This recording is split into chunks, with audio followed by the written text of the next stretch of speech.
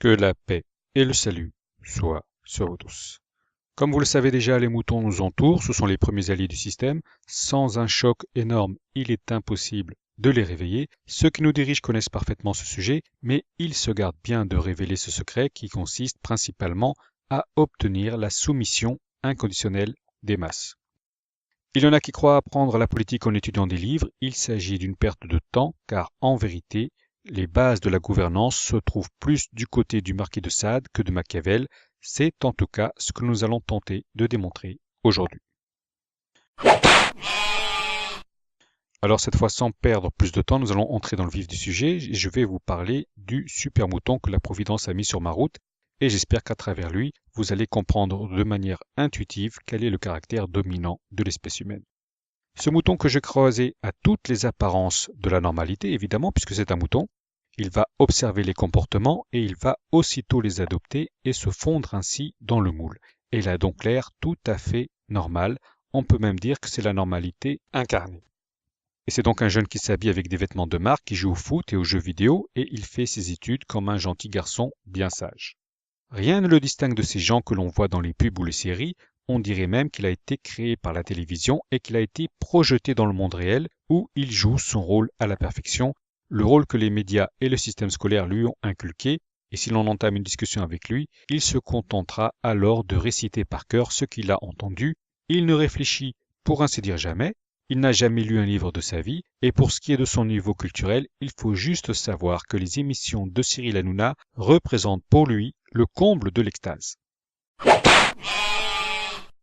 Là, je ne vous ai donné qu'un petit aperçu, mais je pense que vous connaissez probablement des gens comme lui. C'est le genre de jeunes complètement incultes et décérébrés qui peuplent des forums tels que jeuxvideo.com. Ces jeunes, quand la situation va vraiment dégénérer, au lieu de se battre, le mieux qu'ils pourront faire, c'est un petit photomontage de Rizitas, la larme à l'œil, qui dit « Adieu les gars, c'est la fin », et puis ils iront crever bien sagement. À titre d'info, je précise que cette jeunesse d'aujourd'hui est le résultat d'un travail de sape qui a commencé dès les années 90 avec la mode du tititainment dont l'un des architectes fut Zbigniew Brzezinski.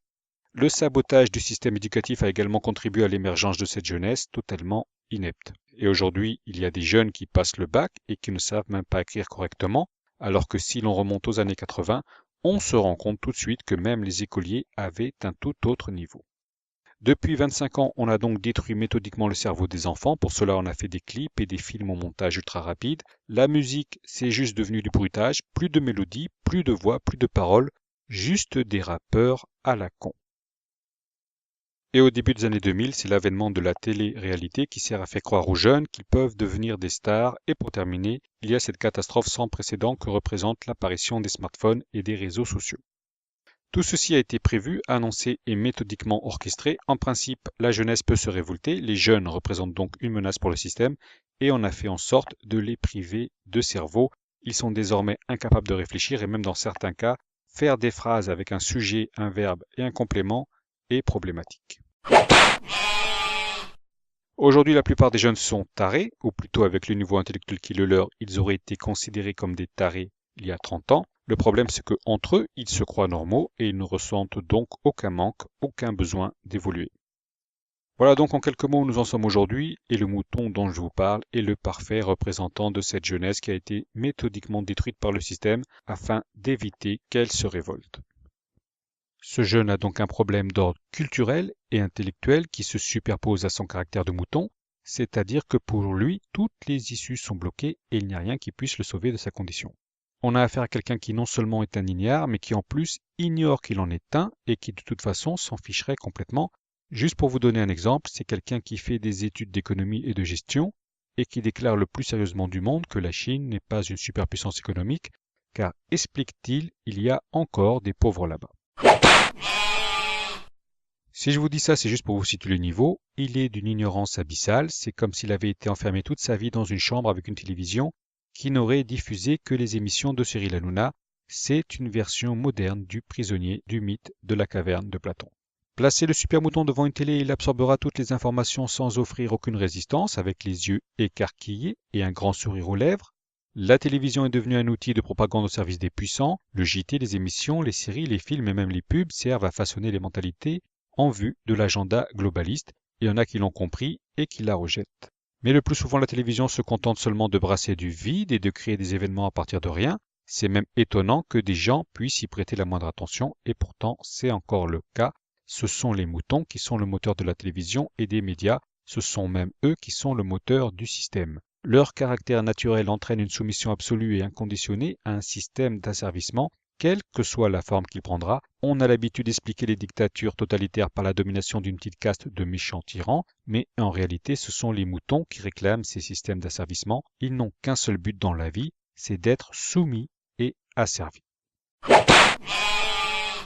On peut frapper à la porte d'un mouton et lui déclarer que sa maison n'est plus à lui. Le mouton va finir par l'accepter. C'est ce qui est arrivé du temps du communisme pour des millions de Russes. C'est ce qui est arrivé en Tunisie du temps de la dictature de Ben Ali. Il y avait des gens proches du pouvoir qui frappaient littéralement à la porte de luxueuses villas pour informer les propriétaires qu'il fallait les leur donner gratuitement. Ce genre de choses arrive dans tous les pays du monde. Par exemple, au moment de la fin de l'URSS, il y a des gens qui se sont accaparés les grandes firmes. On les appelle les oligarques. De quel droit? On ne sait pas. Ils ont juste dit maintenant ça, c'est à nous, et les moutons ont trouvé cela naturel et ils ne se s'y ont pas opposés. En Iran, par exemple, il vient d'être révélé que 5000 enfants dignitaires du régime étaient plus riches que la banque centrale du pays. Cette richesse leur a été procurée par la vente du pétrole. Aucun Iranien n'est descendu dans la rue pour protester. Même en France, nous avons François Mitterrand qui a empoché personnellement un chèque de 1 milliard de dollars destiné à la France de la part du Koweït suite à sa participation à la première guerre du Golfe. Tous les agents des impôts qui attendaient cette rentrée d'argent ont fermé leur gueule et pourtant, en tant qu'agents du système, ils ne vont pas hésiter à vous poursuivre pour quelques euros. Sarkozy a touché 50 millions de la part de Kadhafi, pourquoi n'est-il pas en prison? Et d'une manière générale, pourquoi les gens ne s'opposent jamais à leurs dirigeants quand il s'agit de bombarder et de détruire un pays qui ne nous a rien fait, et cela au détriment du droit international? D'un point de vue légal, les Bush, Blair, Obama, Sarkozy, Hollande, Macron auraient dû être démis de leurs fonctions et jetés en prison pour ce qu'ils ont fait, mais il existe une autre loi qui est au-dessus de la loi des hommes, c'est celle des moutons. Et cette loi stipule qu'un mouton ne s'opposera jamais aux actes délictueux de leurs dirigeants, sauf au cas où les médias l'inciteraient à le faire. C'est d'ailleurs ce que l'on a vu avec l'affaire Benalla l'été dernier. Donc je répète cette loi, aucun mouton ne s'opposera aux actes délictueux de ceux à qui il est soumis. Il s'agit d'une loi qui a été vérifiée tout au long de l'histoire. Tout le système est basé sur cette aberration. Mieux encore, non seulement il ne s'opposera pas, mais en plus, il va chercher des excuses pour défendre ceux qui l'oppriment et le dépouillent. Il s'agit là d'un comportement typiquement masochiste. Il y a des gens qui aiment se faire fouetter. Eh bien, les moutons, leur truc, c'est qu'ils aiment se faire opprimer. Plus exactement, ils aiment l'imitation qu'on leur impose. Dites à un mouton qui doit verser 80% de ses revenus en impôts, cotisations sociales et charges diverses, il sera d'accord, alors que techniquement cela ne sert à rien puisque le système est financé par des emprunts auprès des banques internationales et que les impôts ne servent en réalité qu'à payer une partie des intérêts de cette dette. Concrètement, quand on lui prend 10, 20 ou 50 000 euros par an, le mouton, il est content parce qu'il s'est fait tondre, puis il va justifier ce vol par le besoin de financer les routes, les crèches et les hôpitaux. Dans tous les cas, il trouvera une excuse. Parfois, au moment d'une dictature, il arrive qu'il soit carrément interdit de parler d'un sujet à caractère politique. C'est quelque chose de difficile à concevoir, mais c'est pourtant vrai. Toutes les discussions d'un pays sous dictature sont surveillées, et celui qui aborde un sujet d'ordre politique, eh bien, il se fait choper et on ne le revoit plus avant des années. Et si jamais celui qui a eu affaire à cette police politique raconte ensuite sa mésaventure, les moutons vont trouver une excuse. Ils vont lui dire « Mais c'est de ta faute, mais pourquoi tu as parlé de politique ?» D'une manière générale, les moutons vont toujours prendre le parti des dictateurs, c'est pour cela qu'ils sont les pires ennemis de la liberté et de la vérité. Ils seront les pires ennemis des résistants au nouvel ordre mondial. Ils vont accepter la biochip comme des chiens. Ils vont suivre quelqu'un qui prétendra prendre la place de Dieu et qui voudra abolir les religions. En fait, dès qu'un dictateur apparaît, il est aussitôt suivi par une cohorte de moutons qui ne demandent qu'à le servir au détriment de leurs propres intérêts. En réalité, tout ce que je raconte, les gens le savent, mais seulement de manière intériorisée. Cela n'a pas été stipulé de manière explicite dans des livres. On n'enseigne pas cela à l'université, c'est caché, car si les gens en prenaient véritablement conscience, ils pourraient se corriger et s'opposer alors aux dictateurs quels qu'ils soient. Et d'ailleurs, on parle souvent des dictateurs du communisme ou des pays du tiers-monde, mais on oublie qu'en Occident, le système est basé sur une dictature des corporations qui se sont arrogé le droit de choisir à votre place qui il faut élire et qui il faut écouter. Et c'est d'ailleurs officiel dernièrement, Les corporations ont décidé d'éliminer toute voix discordante et c'est ainsi qu'Alex Jones a été spécifiquement banni de tous les médias. Il a été banni de YouTube, de Facebook, de Twitter et même de PayPal. Tout cela en même temps sous prétexte d'incitation à la haine.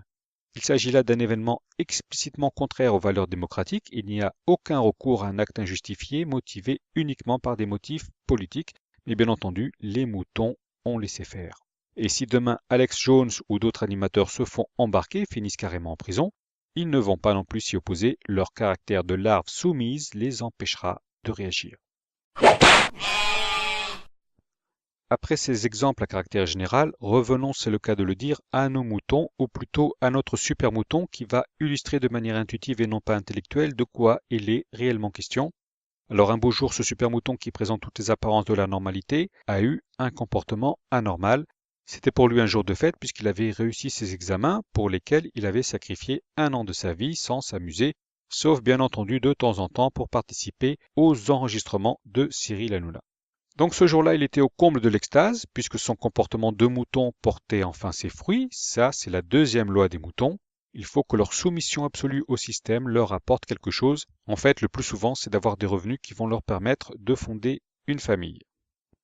Quand ils sont chez eux, assis devant la télé qui brasse du vide, les moutons sont au comble de l'extase. Il y en a même un qui me l'a dit textuellement, « Je suis au paradis » et donc tout ce que je pouvais lui raconter, il s'en moquait éperdument. Mais si on leur supprime cet avenir radieux où ils se voient en père de famille ou en patriarche, ils n'ont alors plus aucune raison d'obéir à un système oppressif. Ils quittent alors leur état de mouton et redeviennent des êtres libres capables de prendre leur destin entre leurs mains au lieu de laisser les autres décider à leur place. Par exemple, les gilets jaunes sont des moutons qui se sont révoltés car on a touché à leur zone sacrée, à leur vie de famille plombée par les taxes en tout genre. Mais l'événement déterminant qui va réveiller les consciences, c'est le signe de la femme dans le ciel, qui est également le signe de la lune fondue. À ce moment-là, une partie des moutons va se libérer. Ce signe céleste sert à cela. Il a été prévu dès le commencement de la création. Et donc ce super mouton était fier de lui, il était assis sur un canapé et chose étrange, il avait tendance à relever ses 2 jambes en l'air comme s'il était un petit bébé. Je lui demandais alors « Mais que fais-tu avec tes jambes ?» Et il me répondit « J'ai des crampes car j'ai joué au football ». Le problème, c'est que je le connais depuis qu'il est tout petit et que même à l'âge de 5 ans, il levait ainsi ses jambes en l'air alors qu'il était assis. C'est un réflexe de bébé qu'il ne peut pas s'empêcher de faire quand il est satisfait. En d'autres termes, au fond de lui, ce super mouton est resté un bébé. Il n'a pas du tout évolué vers l'âge adulte. Rappelez-vous ce que je vous ai dit au sujet du péché originel d'Adam et Ève. Nous vivons ici-bas afin de nous confronter quotidiennement au mal et de développer ainsi une forme d'immunité. Pour ce super mouton qui en est resté au stade de bébé et qui a été tellement chouchouté, qui a vécu dans un cocon, le mal n'existe pas et par conséquent, toutes les choses horribles sont justifiables au nom du bien. C'est ce que l'on appelle le discours positif. Du point de vue des moutons, il n'y a aucun mal à bombarder un pays et à sacrifier 500 000 enfants au nom de la démocratie. Jamais un mouton ne s'autoriserait à penser que des gens puissent décider de détruire un pays et une partie de sa population juste parce qu'ils en ont la capacité et que cela leur plaît de semer le chaos et la mort. Depuis toujours, on justifie les pires atrocités au nom du bien et les moutons sont systématiquement d'accord. On a justifié ainsi les bombardements d'Hiroshima et de Nagasaki, la campagne de Corée, celle du Vietnam, les 2 invasions de l'Irak, puis ce fut au tour de la Libye et de la Syrie. Et bien entendu, comme à chaque fois, les moutons sont d'accord. Aujourd'hui, le monde est donc au bord du gouffre à cause des moutons qui sont restés des bébés et qui n'ont pas compris qu'une élite malfaisante les manipule et se moque d'eux ouvertement. Quand les médias dénoncent les complotistes, en fait, ils dénoncent ceux qui ont compris qu'il y a des gens qui planifient des guerres et des choses mauvaises contre les peuples. C'est pourquoi dans les médias, toute trace de malfaisance a été éradiquée. Tout le monde est gentil, tout le monde cherche le bien. On est vraiment dans la dimension des bisounours. Et alors, c'est une drôle de discussion qui s'est engagée entre moi et le super mouton qui vit toujours dans ce pays des bisounours. Et les pieds toujours en l'air, celui-ci m'a tenu des propos surréalistes. Il a commencé par me dire l'air extasié. Ça y est, j'ai réussi mes études, je fais partie de l'élite. Et bien entendu, moi, je lui ai répondu franchement que la seule élite à laquelle il appartenait, c'était celle des moutons. Mais cela ne l'a pas du tout découragé, il avait l'air de penser qu'ose toujours, rien de ce que tu peux dire ne pourra me faire changer d'avis. Et toujours le sourire aux lèvres et les pieds en l'air, il est passé du coq à l'âne et m'a soudain demandé ce que je pensais du dernier film de Tom Cruise. Il m'a demandé cela parce qu'il avait vu l'affiche de ce film et ce super mouton, quand il voit une affiche, eh bien, il va voir le film en question, même si c'est Taxi 5 ou des films encore plus pourris. Bien entendu, il est inutile de lui parler de vrais films et des chefs-d'œuvre du cinéma. Il s'en fout, mais alors là, il s'en fout complètement. Alors je lui répondis que Tom Cruise était un pédophile et un sataniste, qu'il était obsédé par l'idée de rester jeune et que pour cela, il était même prêt à bouffer le placenta de sa femme qui venait d'accoucher. Je lui dis qu'il faisait partie d'une secte étrange appelée la Scientologie. Toujours les pieds en l'air, le super mouton se contenta de dire Quoi? mais je lui sortais aussitôt les preuves de ce que j'annonce, car hormis l'accusation de pédophilie, tout est dans les médias. Confronté à cela, son cerveau a eu du mal à assimiler l'information, on aurait dit qu'il était en train de bugger, et les yeux écarquillés, le super mouton me répondit Mais pourquoi tu me sors ce genre d'argument scientifique? en fait, en bon mouton qu'il était, il n'avait pas compris la différence qu'il y avait entre le terme de scientologue et celui de scientifique. Faire cela, c'était trop lui demander, et c'est d'ailleurs de cette manière que les moutons se font embrigader dans cette secte. On leur fait croire qu'elles disposent de dispositifs technologiques qui vont développer leurs facultés paranormales et faire d'eux des surhommes, des titans. Puis le super mouton me demanda, mais tout cela ne prouve rien, où est la preuve que Tom Cruise est un sataniste? Je lui sortis aussitôt des photos le montrant en train de faire des cornutos et les triangles des Illuminati. Il se contenta de dire Oh, et il posa alors les deux pieds par terre et se mit à chercher sur son smartphone l'explication des cornutos. Il tomba aussitôt sur la page Wikipédia qui raconte qu'il s'agit du signe de je t'aime en langage sourd-muet. Et il me dit alors, eh bien voilà, tout a une explication. et hop, il remit ses deux pieds en l'air. Et après, j'ai eu beau lui sortir des photos de dizaines de personnalités qui accomplissaient ce genre de gestes, et ça c'est quoi, et ça c'est quoi, il n'en démordait pas. Je lui montrais même des photos d'artistes qui accomplissaient le signe du dieu cornu, avec les deux index de chaque côté de la tête, en pure perte. Et finalement, je lui ai expliqué qu'il était mentalement bloqué car les signes avaient beau être devant lui, il avait décidé de les ignorer. Je lui ai expliqué aussi que la plupart des gens étaient dans le même cas que lui et que si une chose n'avait pas été officiellement admise par les médias, celle-ci n'existait tout simplement pas. Je lui ai parlé comme je vous parle dans les vidéos, je lui ai même donné l'exemple des false flags, puisque ni les médias ni l'éducation n'avaient officialisé le principe des false flags, on pouvait donc les organiser en toute impunité à la vue de tous. Je lui ai donné l'exemple du Bataclan, je lui ai dit voilà, il y a des assassins sanguinaires qui massacrent des gens innocents, et quand plusieurs groupes de policiers ainsi que des soldats arrivent sur les lieux et que leur hiérarchie leur donne l'ordre de ne pas intervenir et de rebrousser chemin, que peut-on en conclure? Il me regarda avec un drôle d'air et il me répondit C'est de l'incompétence? mais non, c'est un false flag. Ils ont empêché les forces de l'ordre d'intervenir car en réalité, il s'agissait d'un rituel sacrificiel. Ils font des sacrifices sans cesse en se basant sur la numérologie. Le 11 septembre, les attentats de Madrid, 911 jours plus tard. Les attentats de Londres, du Bataclan, de Nice sont liés à la numérologie. Il suffit que les médias en parlent pour qu'une telle horreur ne soit plus possible. Mais les médias se taisent et donc personne, mis à part les complotistes, ne peut envisager qu'une telle chose puisse arriver.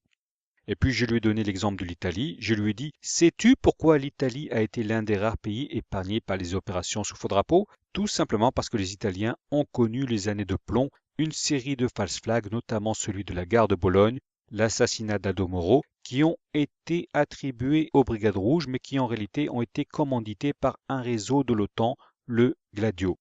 Et donc depuis ce temps-là, tous les Italiens savent que les opérations sous faux drapeau sont possibles et ils sont immunisés contre elles.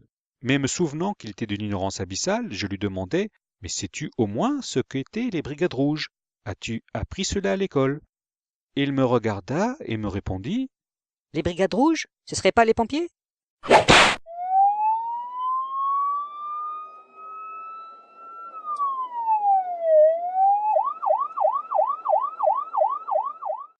alors ne rigolez pas, ce que je vous raconte là est authentique, je vous le certifie. J'arrêtais là la discussion, conscient que tous mes efforts ne seraient qu'une perte de temps. J'avais affaire à une nouvelle catégorie de personnes que je n'avais jamais rencontrées auparavant. C'est le nul total, une incarnation du néant, une sorte de robot humain uniquement sensible aux stimuli de la publicité et de la télévision. Je lui ai quand même dit, avec les réponses que tu me fais, tu devrais aller voir Gad Elmaleh, il a besoin d'inspiration et il est capable de te donner 500 € rien que pour t'entendre parler parce que tes réponses sont vraiment ahurissantes. Puis je m'en allais un peu furieux et un peu ébahi et je le laissais sur son canapé, les deux pieds en l'air dans la position équivoque du pervers en train de se faire administrer un massage de la prostate. Avec le super mouton, j'avais l'impression d'avoir rencontré mon reflet inversé. Plus exactement, je pense que j'ai été confronté à une version de moi-même, à ce que j'aurais pu devenir si je n'avais pas vécu toutes mes galères et tous mes problèmes. Je le rappelle une nouvelle fois, nous sommes sur Terre pour retenir les leçons de la vie, que ce soit la nôtre ou celle des autres. Nous devons évoluer, sortir de l'état d'innocence de notre enfance, afin de nous confronter à tous les aspects du mal, qui est l'une des forces agissantes de ce monde. Les médias veulent nous faire croire que pour réussir sa vie, il suffit d'avoir une belle maison et un bon travail, voire une simple Rolex. Moi je dis, si en 2019, vous vivez encore au pays des bisounours et que vous n'avez pas compris que des êtres malfaisants planifient de nous entraîner droit dans le mur, c'est que vous avez raté votre vie et qu'il est trop tard pour vous. Le mieux qu'il vous reste à faire, c'est de sauver votre âme. Pour cela, rien de plus simple, il suffira d'attendre que votre ville se fasse vitrifier, ou alors attendez un bombardement chimique, attendez qu'un forcené vous découpe à la machette. Tout cela vaudra bien mieux pour vous que de devenir un esclave du nouvel ordre mondial.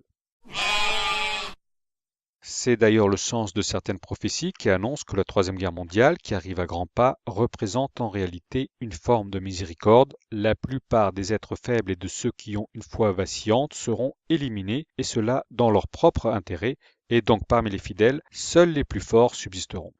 À notre époque, l'amélioration des conditions de vie en Occident a créé une génération de gens oisifs et influençables qui sont faibles à tous les points de vue, aussi bien mental que physique. On a affaire à une nouvelle espèce inconnue auparavant qui se contente de vivre en jouissant de la société de consommation.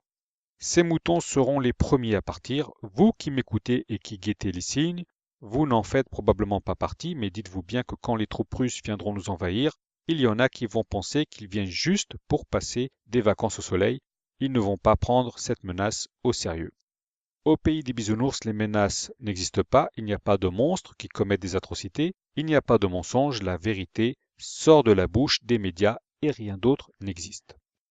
Le mouton acceptera tout car c'est sa nature soumise et masochiste qui le pousse à agir ainsi. Il acceptera de se faire dépouiller de tous ses biens, de se faire empoisonner par les vaccins et la nourriture. Il acceptera de partir à la guerre pour tuer d'autres moutons qui ne lui ont rien fait, et ainsi de suite. La liste est illimitée. Mais heureusement, la providence divine a fait en sorte de fixer une certaine limite. Il s'agit du signe de la femme dans le ciel qui est spécifiquement destiné à réveiller ceux qui dorment encore. Personnellement, je fixe l'apparition de ce grand signe céleste au mois de mai 2019. Pour des milliards d'humains, ce sera une révélation. C'est d'ailleurs le sens du mot apocalypse. L'apocalypse, qu'elle soit personnelle ou générale, commence à partir de ce signe miraculeux. Les moutons vont alors se réveiller, pour le meilleur mais aussi pour le pire, car l'élite dirigeante pourrait perdre le contrôle sur le cheptel et logiquement, elle devrait lancer le monde dans une guerre d'anéantissement. En résumé, pour eux, ce serait une question de survie. Ils seraient prêts à plonger le monde dans le chaos plutôt que de se confronter au réveil des peuples. Voilà, ce sera tout pour aujourd'hui. J'espère que le super mouton que je vous ai décrit va vous aider à mieux comprendre l'état mental dans lequel se trouve la majeure partie du genre humain. Dites-vous bien que tous les serviteurs du système, qu'ils soient des fonctionnaires, des hommes politiques ou des journalistes, ce ne sont en réalité que des moutons terrifiés et qui sont prêts à toutes les compromissions afin de sauvegarder leur petite routine quotidienne et leurs petits privilèges. Sur ce, je vous remercie de m'avoir suivi et comme d'habitude, je vous donne rendez-vous pour la prochaine vidéo.